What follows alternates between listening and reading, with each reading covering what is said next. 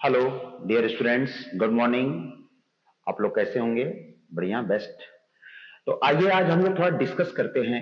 अभी रिसेंटली हर जगह पे क्लास 12 की स्टार्टिंग हुई है, तो फर्स्ट ऑफ ऑल हम लोग क्लास 12 की एक छोटी सी टॉपिक पर बात करते हैं और पूरी तरीके से हमें ये बात पता होगी और इस बात का बिल्कुल अनुभव होगा कि आप सबके स्कूलों में क्लास 12 इस मई के मंथ में जरूर रन किया होगा और वो टॉपिक रही होगी इलेक्ट्रोस्टैटिक्स। तो आइए इलेक्ट्रोस्टैटिक्स टॉपिक पर थोड़ी सी चर्चा करते हैं और आज हम एक बेसिक चर्चे पे चल रहे हैं कि what is source charge. Source charge होता क्या है और ये सोर्स चार्ज करता क्या है। आप सबको पता है कि जब कोई भी चार्ज रेस्ट पर हो, कहां पर हो? रेस्ट पर। जैसे मान लो कि कोई भी ऑब्जेक्ट है और वो बेसिकली रेस्ट पर रहना पसंद करता है, रेस्ट पर। जैसे हम हैं, आप सारे प्यारे बच्चे हैं। अगर वो रेस्ट पर रहना पसंद करते हैं तो जेन्युइन सी बात है कि उनके पास एनर्जी की मात्रा बहुत ज्यादा होगी, क्योंकि वो रेस्ट पर है। आप खा पी करके मस्त होकर के रेस्ट पर पड़े हो तो आपके पास सबसे अधिक मात्रा किसकी होगी? वो है एनर्जी। एनर्जी की मात्रा सबसे ज्यादा होगी। Efficiency of energy is very large about this particular time zone. Okay, अगर आपके पास एनर्जी ज्यादा है तो ये भी जेन्युइन सी बात है कि आपके वर्क करने की फील्ड भी ज्यादा होगी। आपको अगर कोई वर्क दे दिया जाए तो आपके वर्क करने की जो फील्ड होगी वो काफी लार्ज होगी, काफी लार्ज डिस्टेंस क्रिएट करेगी। वो फील्ड काफी लार्ज डिस्टेंस क्रिएट करेगी। उसी तरीके से बेटा यहां क्लास 12 में अपने पास सोर्स चार्ज है। ये सोर्स चार्ज बेसिकली रहना पसंद करता है रेस्ट पर। और आपके चैप्टर्स में इस बात को पहले से भी बता दिया गया है कि इलेक्ट्रोस्टैटिक्स जो चैप्टर्स है इसमें जितनी भी चार्जेस होंगे वो बेसिकली स्टैटिक यानी कि रेस्ट पर रहना पसंद करते हैं। इनके अंदर किसी भी प्रकार का डायनेमिकल मोशन नहीं होता है। ठीक है, अब इस रेस्ट पर हुए चार्ज में अमाउंट ऑफ एनर्जी क्या होगी? ज्यादा, यानी कि इनकी इलेक्ट्रिक फील्ड इंटेंसिटी क्या होगी? दूर होगी। ये इलेक्ट्रिक फील्ड है, ये इलेक्ट्रिक फील्ड है, ये इलेक्ट्रिक फील्ड है और ये इलेक्ट्रिक फील्ड किसी भी सोर्स चार्ज से किधर जाना पसंद करते हैं? Away from, away from the source, away from the source.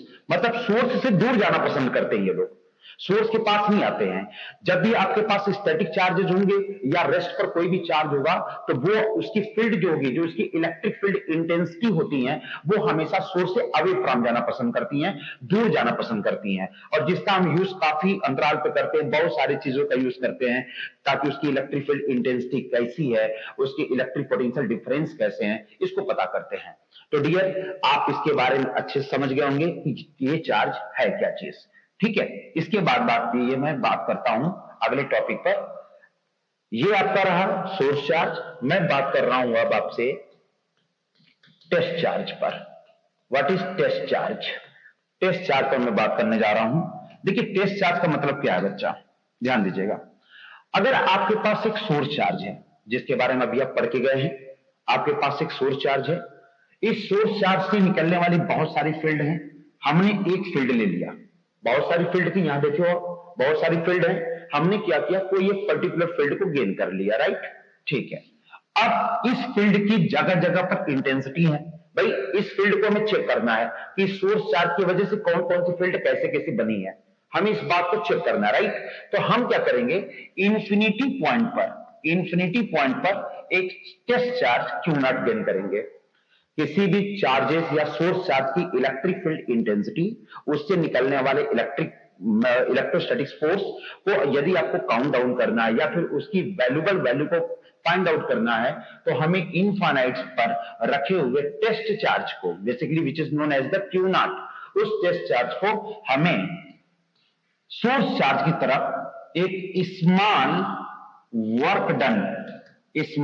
Work done करते हुए परफॉर्म करना होगा, स्मॉल वर्क डन करते हुए परफॉर्म करना होगा, राइट? अब हम क्यू नॉट टेस्ट चार्ज को आगे की तरफ ले चल रहे हैं। जरा गाइस इस बात को याद रखिए बेटा कि अगर हम इस चार्ज को स्मॉल वर्क डन बोले तो कितना, आप लोग वर्क डन का फार्मूला तो क्लास 11 में पढ़ करके आए होंगे। वर्क डन का फार्मूला वहां पर आपने क्या पढ़ा था? dw is equal to f vector dot ds vector, यानी dw is equal to f ds cos theta, सभी लोग पढ़े हैं। dw is equal to F vector dot ds, dw equal to F ds cos theta. यहां पर यदि हम force के अगेंस्ट में, जैसे फोर्स हमारा तो दूर की साइड लग रहा है, अगर फोर्स के अगेंस्ट में यदि हम वर्क डन कर रहे हैं तो जेन्युइन सी बात है कि हमें मेहनत ज्यादा करनी पड़ेगी, क्योंकि फोर्सेस सामने पड़ा हुआ है, उसके अगेंस्ट में हम काम कर रहे हैं, तो हमें मेहनत ज्यादा करनी, यानी क्यू नॉट को इधर लाने के लिए हमें एक्स्ट्रा वर्क डन करना पड़ेगा, एक्स्ट्रा वर्क डन परफॉर्म करना होगा, जिसकी वजह से इन दोनों के बीच में जो एंगल बनेगा वो भी एंगल बन गया 180 डिग्री, क्योंकि हम सपोर्ट में काम करते तो 0 डिग्री, और अगर हम इनके रिलेटिव मोशन में वर्क कर रहे हैं तो 180 डिग्री। तो यहां पर पता है कि इस क्यू नॉट चार्ज को अगर इस लाइन ऑफ साइड पर लेकर के आ रहे हैं, कहीं पर लेकर जा रहे हैं, आप लोग घर में स्टेबलाइजर होगा, वोल्टेज रेगुलेटर होगा, ये सारे स्टेबलाइजर वोल्टेज रेगुलेटर के वोल्टेज बढ़ कैसे जाते हैं, कभी सोचा आपने? नहीं सोचा। वो सब का काम यही है, स्टेबलाइजर के अंदर ट्रांसफार्मर लगा हुआ है, ट्रांसफार्मर एक लगा हुआ है, और वो ट्रांसफार्मर क्या है, एक सोर्स चार्ज की तरह काम कर रहा है। ठीक है, हमने क्या किया, इस क्यू नॉट को इस पॉइंट पर रखा, एक पॉइंट ले लो भाई, बेसिकली यहां पर आपको वोल्टेज मिलेगा, कंफर्म मिलेगा, छोटा ही वोल्टेज सही, बट आपको मिलना है, एक छोटा वोल्टेज मिलेगा। इस क्यू नॉट को यदि आप अनदर पॉइंट पर लेकर जा रहे हैं, किसी और पॉइंट पर लेकर जा रहे हैं, तो वहां पर भी वोल्टेज, अच्छा एक बात सोचो, आप क्यू नॉट को जैसे जैसे इस साइड मान लो कोई सोर्स चार्ज है, और हम क्या किए, यहां से एक पॉइंट आगे गए, क्योंकि हम जाने वाले तो नहीं है, क्योंकि हम भी प्लस में तो वो भी प्लस में है। आप जरा देखो, ये भी प्लस में है,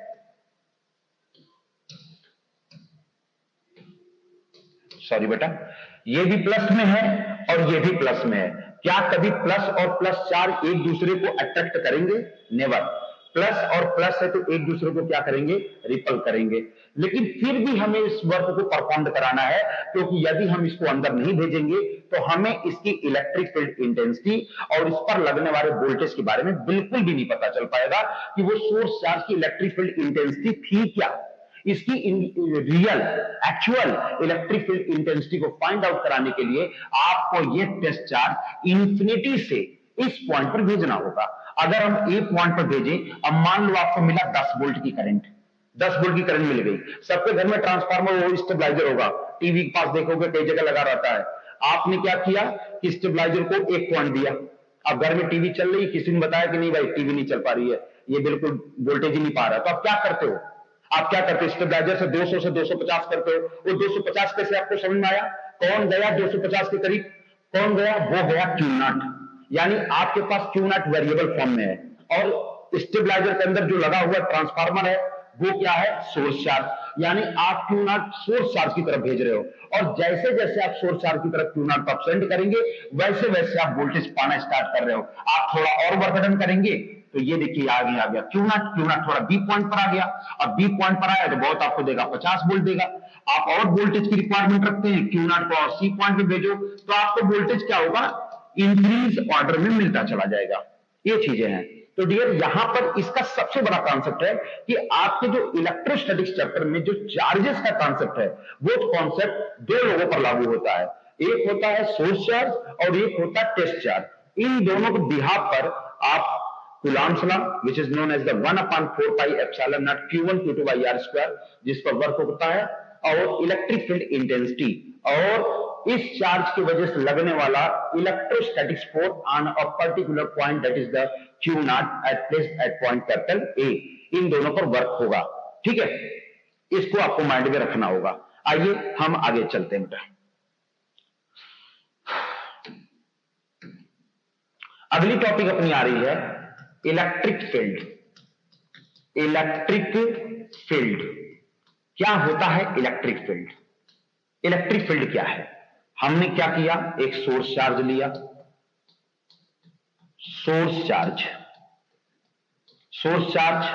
अभी सोर्स चार्ज से क्या निकल रही हैं? इलेक्ट्रिक फील्ड लाइंस निकल रही हैं, ये भी बात पता है। इलेक्ट्रिक फील्ड लाइंस किधर की तरफ जा रही हैं? Away from the source, source से दूर जा रही हैं, ये भी बात सबको पता है। अब हमें इसके अगेंस्ट में हमको वर्क कराना है। वर्क कराएंगे हम टेस्ट चार्ज क्यू नॉट से। जब हम टेस्ट चार्ज क्यू नॉट, अभी रिसेंटली अभी आप लोगों ने देखा है कि हम इनफाइनाइट पर एक सोर्स चार्ज रखेंगे, सॉरी टेस्ट चार्ज, जो कि कहां पर रहेगा? इंफिनिटी पर, और शॉर्ट वर्क डन हमें कराना है। कैसा वर्क डन कराना है? Short work done, smallest work done कराएंगे, इस फॉर्म में कराएंगे वर्क डन को, इस फॉर्म में, ठीक है। तो आपको क्या मिलना है? यहां पर मिलेगा electric field intensity limit Q not tending to 0, और यहां पर लिखेंगे हम F vector upon Q not, F vector upon Q not. Force की यूनिट क्या होती है? न्यूटन। चार्ज की यूनिट क्या होती है? कूलाम। एसआई बन गई आपकी न्यूटन पर कूलाम। ये क्यू नॉट क्या है? टेंडिंग टू 0, क्योंकि हम क्यू नॉट की जब भी स्टार्टिंग पॉइंट करें या किसी भी ऑब्जेक्ट को हम मूव कराते हैं या किसी भी ऑब्जेक्ट को आगे की तरफ हम बेंड कराते हैं, तो उसके चलने की डायरेक्शन, उसके मूव करने की डायरेक्शन कहां से होती है? इनिशियली 0 से होती है, ठीक है। तो ये आपका एक पर्टिकुलर फार्मूला आ गया बेटा, E vector is equal to, आप इसको लिख सकते हैं F vector upon Q not newton per coulomb. ये फार्मूला आपका आ गया।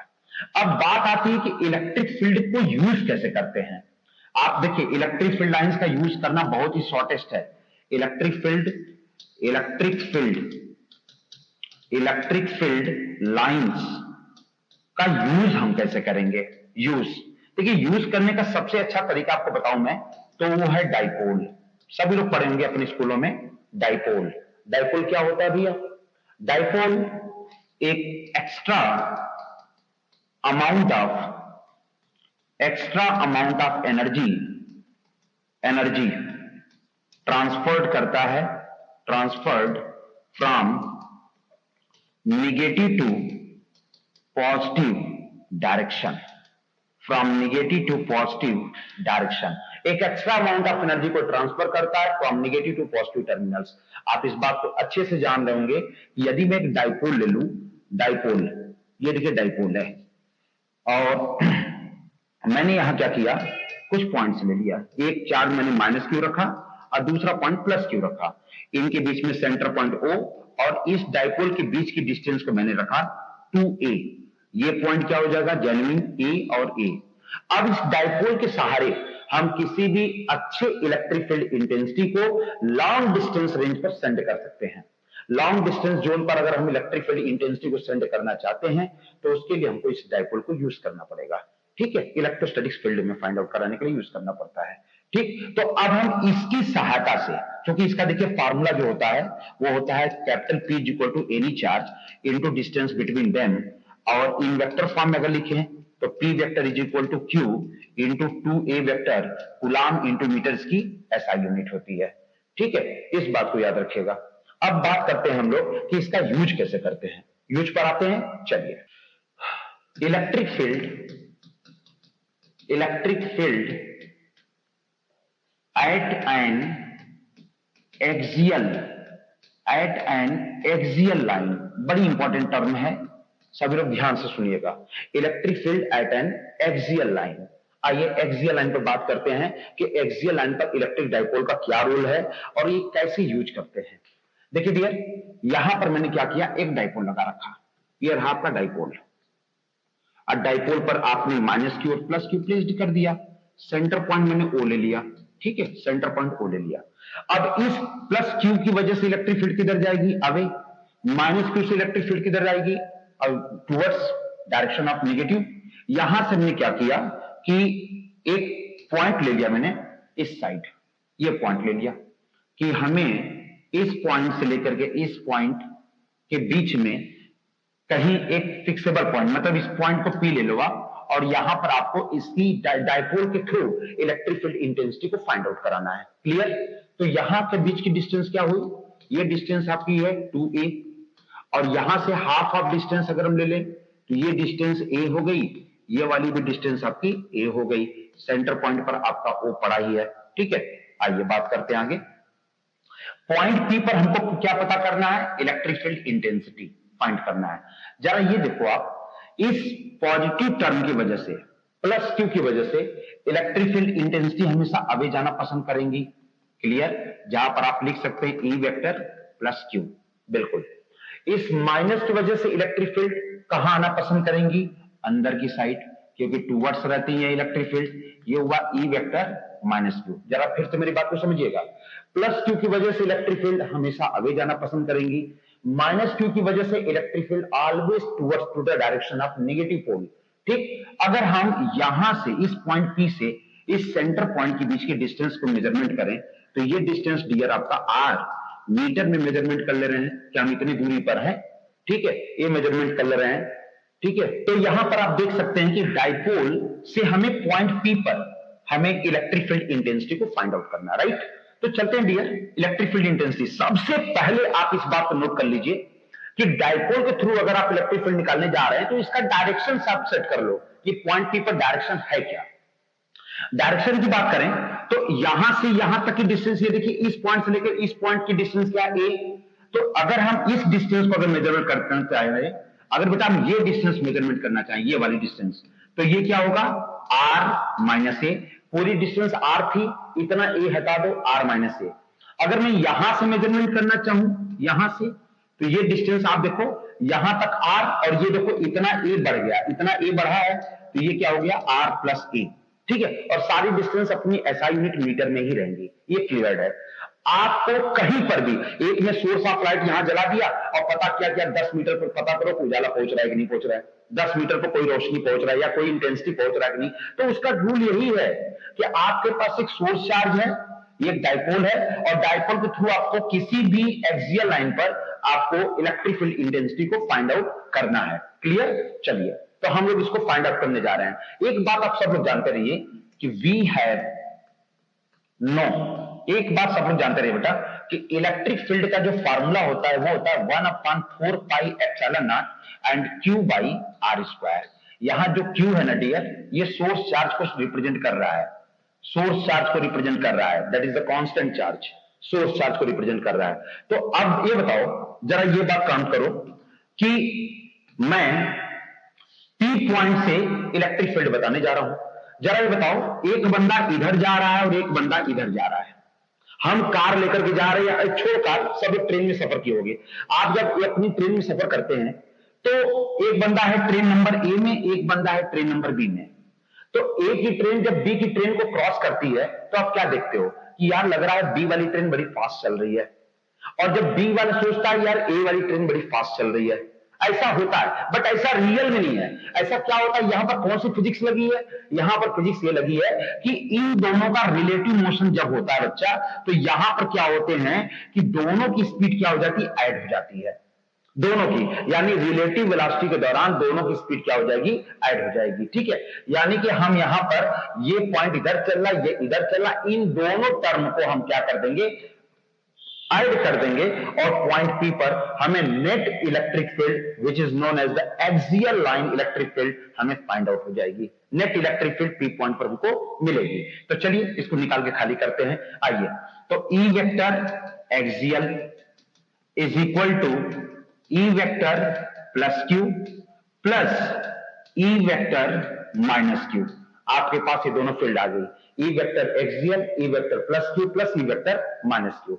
इसे बनाते हैं इक्वेशन नंबर 1, ठीक है, done. E vector plus Q लेते हैं, पहले मैंने बता रखा exact standard formula 1/4 pi epsilon naught Q upon, जरा प्लस क्यू अगर देखो तो प्लस क्यू से इसकी डिस्टेंस क्या है, ये देखिए r माइनस ए है, यहां क्या रख देंगे बच्चा, r माइनस ए का होल स्क्वायर, इसे 2 बना दो। एंड जरा ई वेक्टर माइनस क्यू पर चलो, क्योंकि माइनस का टर्म लेकर वेक्टर टर्म लेकर चल रहे हैं तो आप कैप ले सकते हैं, कैप ले सकते हैं, क्योंकि मैग्नीट्यूड के साथ डायरेक्शन होता है ना, ले सकते हैं, चलेगा। यहां पर क्या लेंगे 1/4 pi epsilon naught minus Q upon r plus A का whole square P cap. Equation number आपका 3 बन गया। जब आपने प्लस क्यू से लिया तो फील्ड ये रही, ये देखो प्लस क्यू से ले रहे हैं तो फील्ड की डिस्टेंस ये है जो यहां प्लेस्ड है, माइनस क्यू से ले रहे हैं तो फील्ड की डिस्टेंस प्लस ए प्लेस्ड है। अब आप क्या करेंगे, चलिए आगे देखते हैं। Now we find the net electric field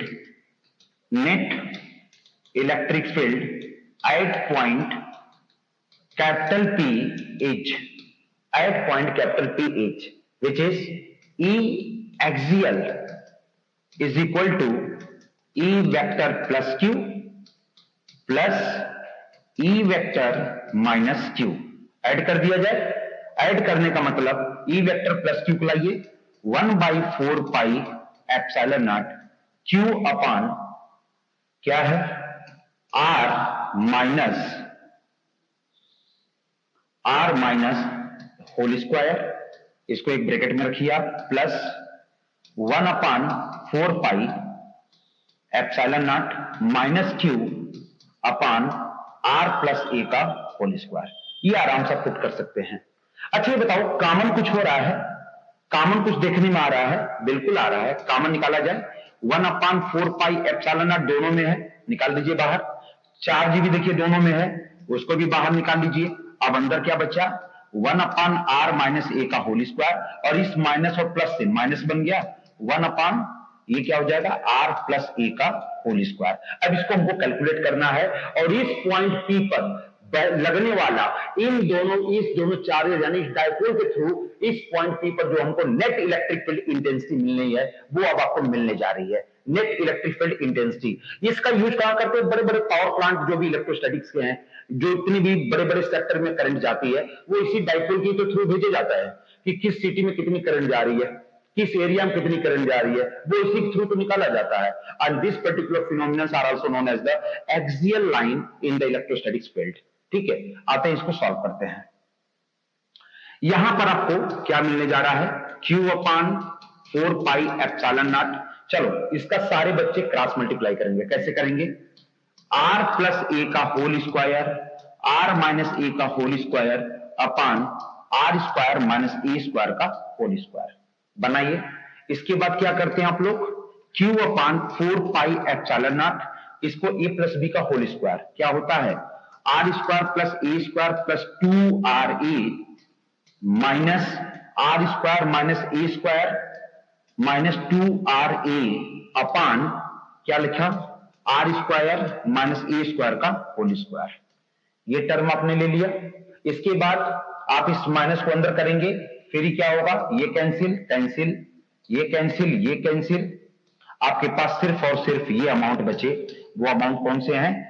2RA और 2RA, क्योंकि ये माइनस और ये माइनस कटेगा नहीं, प्लस कर देगा। तो आपके पास क्या बन गया? आइए फाइनल पे आ गए हम लोग। ई एक्सियल आपके पास देखिए बचा क्या? Q upon 4 pi epsilon not in bracket 2RA और नीचे क्या बचा? R square minus A square का होल स्क्वायर। ये बताइए Q upon 4 pi epsilon not 2RA add करेंगे कितना होगा? 4RA upon R square minus A square का whole square.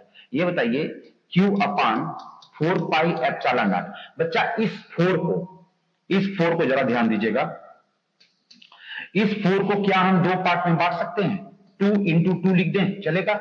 Into R into A upon R square minus A square का whole square. अब जरा एक बात ध्यान से देखिए आप लोग, डाइपोल का फॉर्मूला क्या होता है? हम सभी लोग जानते हैं, P is equal to Q into 2A। ये डाइपोल का फॉर्मूला होता है, जिसको ये डाइपोल था ना, अभी ऊपर के सेक्टर में मैं बता रखा था, Q इंटू 2A डाइपोल का मेन स्टैंडर्ड फॉर्मूला होता है। जरा ध्यान दो, Q भी मिल गया, 2 भी मिल गया, A भी मिल गया, डाइपोल सेट हो गया। यानी कि जो आप करंट पता करने जा रहे हो वो डाइपोल के थ्रू पता कर रहे हो। तो E एक्सियल आपको मिलने जा रहा है 1 upon 4 pi epsilon not in bracket Q2A की जगह क्या लिखेंगे? पहले लिख ही लीजिए Q2A। अब बचा क्या? ये देखो, ये 2 बच गया, ये R बच गया, इसको यहां प्लेस्ड कर दो। और नीचे क्या बच गया? R square minus A square का होल स्क्वायर। फिर ये क्या बन गया? 1 अपॉन 4 पाई एप्सिलॉन नॉट। और ये बताओ Q इंटू 2A को क्या लिखेंगे? P। तो डायरेक्ट लिखते हैं ना, 2PR R square minus A square का होल स्क्वायर। चलो थोड़ा सा और बचा है, और ये आपके बोर्ड एग्जाम में 3 मार्क्स का आता है, 3 मार्क्स का सीबीएसई के एग्जाम में आता है। चाहे वो यूपी बोर्ड का स्टूडेंट हो, चाहे वो सीबीएसई, चाहे वो आईसीएसई, सारे बोर्ड में आता है। एक्सियल पॉइंट को आप देखिए कैसे कैलकुलेट कर रहे हैं। यहां पर देखो आपके पास आ गया 1/4 पाई एप्सिलॉन नॉट, और अंदर की साइड आ गया 2PR अपॉन। ये बताइए ये डिस्टेंस जो था, जरा ध्यान दीजिए, आपके पास डाइपोल था ना, माइनस Q प्लस Q था ना, यहां पर O पॉइंट से आप किसी पॉइंट P पर इलेक्ट्रिक फील्ड इंटेंसिटी को पता कर रहे थे R पॉइंट पर। ये बताओ इसके बीच की डिस्टेंस A थी, इसके बीच की डिस्टेंस A थी। अब A बड़ा है कि R बड़ा है? जेन्युइन सी बात है, सारे लोग बोलेंगे कि आर बड़ा है। अगर आर बड़ा है तो आर के कंपैरिजन में हम ए को क्या कर सकते हैं, लीव कर सकते हैं, क्योंकि हमको पॉइंट पी पर जाना है, न कि डाइपोल पर जाना है। डाइपोल को थ्रू पता करना था, इसलिए डाइपोल को लेकर नहीं चल सकते। तो यहां पर क्या करेंगे, हम ए को, यहां पे ए को हम डिलीट कर देंगे, क्योंकि ये इस आर के डिस्टेंस में क्या है, बहुत ही छोटा है। तो क्या करेंगे, आर स्क्वायर का होल स्क्वायर, ये बन गया 1/4 पाई एप्सिलॉन नॉट, ये रहा 2p r, r to the power 4, एक r से एक r को कैंसिल करें और आपके पास रिजल्ट आ गया। ये रिजल्ट है एप्सिलॉन नॉट 2p/r³, यानी कि ई एक्सियल का ये रिजल्ट आ रहा है एट पॉइंट p। आप इसको नोट कर सकते हैं। आप इस चीज को देखिए, जरा ध्यान दीजिएगा, यहां पर देखिए p पॉइंट को लिया गया है, यानी कि आप जिस पॉइंट पर रिजल्ट निकालने जा रहे हैं उस पॉइंट का मल्टीपल बाय 2/r³। इसको वेक्टर फॉर्म में लिखना, लिख लीजिए। नाउ इन वेक्टर फॉर्म, तो बस एक लाइन बढ़ा दीजिएगा, ई वेक्टर कर देना, यहां एक्सियल लिख लीजिए, 1/4 पाई एप्सिलॉन नॉट को लिख लीजिएगा, ये 2p/r³ हो जाएगा। और यहां पर क्या करिएगा, आर कैप या कुछ भी वेक्टर पोजीशन चल रहा था तो आर कैप आप लिख सकते हैं, यूनिट लगा देना न्यूटन पर कूलम। ये आपका एक रिजल्ट आ गया। यहां एग्जाम में थोड़ा लिख के चलिएगा, where R cap is equal to होता है R vector upon magnitude of R. ये इसको हम क्या कहते हैं, यूनिट वेक्टर कहते हैं, जिसकी स्पेसिफिक वैल्यू क्या होती है, 1 के बराबर होती है। तो ये बात आपको अच्छे से समझ में आ गया होगा कि electric field due to dipole on axial line कैसे हम फाइंड आउट करते हैं। और काफी आप लोग 1-2 बार इसकी प्रैक्टिस करें, और उसके बाद डाइपोल का यूज हम इक्वेटोरियल पे भी करते हैं। डाइपोल के थ्रू बहुत सारे हम पॉइंट्स को भी निकालते हैं, उसी के थ्रू इलेक्ट्रिक फील्ड लाइंस को चेक किया जाता है। और जब इलेक्ट्रिक फील्ड लाइंस को आप चेक करेंगे तो जेन्युइन सी बात है, आपके पास इलेक्ट्रिक पोटेंशियल और पोटेंशियल डिफरेंस, ये दोनों कॉन्सेप्ट आने हैं। Okay, thank you.